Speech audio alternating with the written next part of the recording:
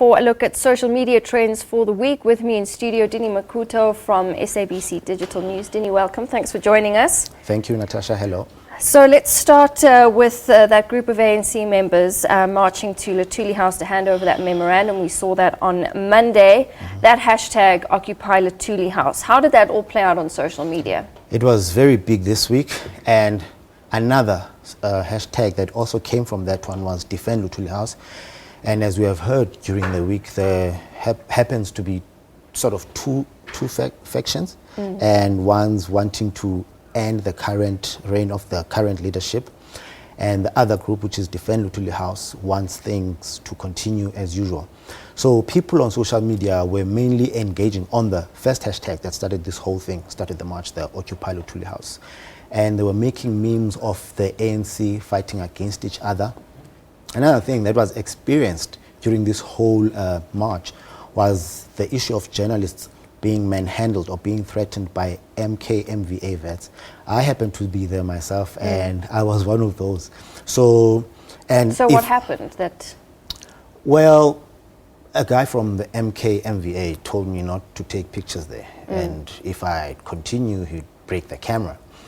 And yesterday, the MK-MVA leader, KB Mapatswe, also had a chance to respond on air on SAFM, saying they apologize for that mishap, and some of their members happened not to be properly briefed on how to conduct themselves. It's a serious, contentious issue, and it was still trending yesterday. And a couple of media publications were also going with it on social media yesterday. Okay, what are the sort of demographics you pick up with a story like that and under that hashtag? Are you able to tell from the tweets the age groups, the demographics? On this particular story, we didn't look at the data mainly. Okay. We were mainly looking at what people were engaging on. Yeah. Because what really had people talking was this rhetoric coming from the Occupy Luthuli House faction or group, saying that this current leadership is not taking the country forward or the organization forward. And that was also perpetuated by what Sipho Pitjana had said in Makengesi Stofile's funeral. So they seemed to be jumping on that bandwagon, going with that, but there were people who were strongly defending Luthuli House, saying this is a revolutionary house, like the MK-MVAs, we are not going to allow this to happen. Okay, so there was that continuous narrative we saw already starting from Makengesi Stofile's funeral. Yeah. Okay, another quite big news story we saw this week is what's been happening at KwaZulu-Natal's campuses. We saw some dramatic pictures of protesting and burning buildings, burning cars. What has that been like on social media? So what really got this going is that students do not want a fee increase for next year. So they started protesting that. As we know, there are hearings that are being held. There was one held in Cape Town recently. And a lot of people are asking, where is the Minister Blaine Nzimande, when all this stuff is happening on campuses? Where is he to intervene?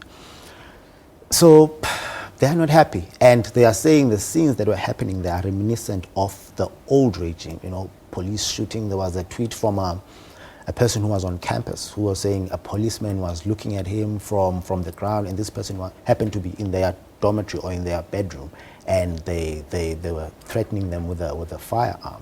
So a story like this is actively tracked on Twitter then? Yeah, and people were posting a lot of videos on this particular one, but there are rights issues, so maybe we can't play some of the videos. Some could be from different publications, but we have our own package which is playing on the background, where these guys burnt down the Howard College, I think it's a library, for the law institution there at the school there, at the varsity there. So that's what really sparked this thing on social media. And any tweets coming through sort of condemning the violence, condemning the fires?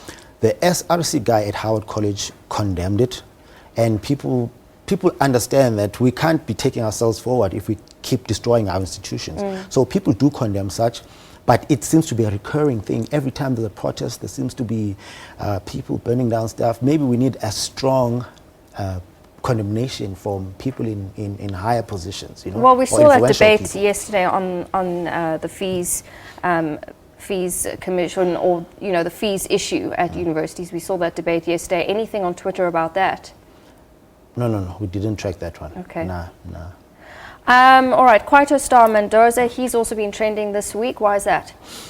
Mendoza has a brain tumor, So Leanne Manus actually started going off with this one. She tweeted saying the family has confirmed that Mandoza is being treated at home in Soweto for a brain tumor.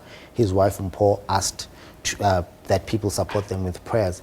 And people were sending out messages of condolences. And if you understand the entertainment industry in South Africa, Mandoza happens to be one of the greatest or the biggest Kwaito stars. You know, he's famously known for Nkalakatha. Yeah. So he has a lot of support. He's been sickly lately. So now it has come out that he's got this brain tumor and he's undergoing therapy. There's a surgery coming up. We wish him a speedy recovery. People have just been sending messages of condolences, supporting the family with prayer. We are praying for you and your family, #Mandoza. And then there's another one that also says, God is healing our precious brother. So people are being positive, and they are supporting the lady who's married to Mandoza too.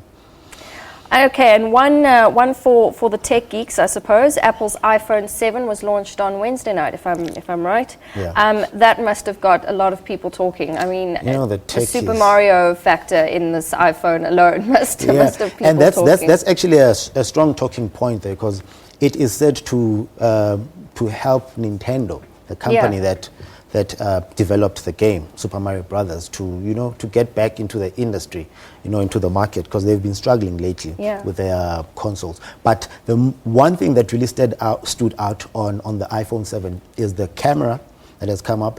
It's fancy. It uses 2 lenses to take photos, and it has a shallower depth of field, like a photographer would understand what I'm talking about. And then there's the issue of AirPods, which are wireless earphones. To me, I'm like, we've been having Bluetooth headphones, but people, it comes from Apple. But now people are saying they're going to have to change adapters with these new AirPods. There's a lightning that port one's going thing. to be There's the lightning port thing, which is where you put in your charger. Now they've done away with the phone jack, right? So you can you can play your earphones via that, and all iPhone 7s would come with an adapter for that. And it's waterproof, isn't it, this new iPhone? Yeah, it's waterproof and dustproof. Was there sort of a hype around this launch? Because with previous iPhones, we've seen, everybody's talking about it, can't wait for the new iPhone to be launched. Was it the same? There's always hype around these things, even with iPhone, even with Samsung gadgets. And I don't understand how every year we seem to be getting a small improvement on a device that we had gotten last year. I think we're just marketing zombies that go with anything that these corporates go with. And the phone market at the moment is, there's just so many phones that are so similar that do the same things all on the market at the same time. But it's usually a small thing that has an edge on the competitor. For instance, with this one, so it's thinner because it doesn't have a headphone jack, and it uses AirPods, which is a new thing that they say they have come up with. But we've been having Bluetooth headphones, so I don't understand the fuss. But that's just me, maybe because I can't afford an iPhone. Okay, Dini, thank you very much. Dini Mekuto from SABC's Digital News with us on a Friday to go through what's been trending.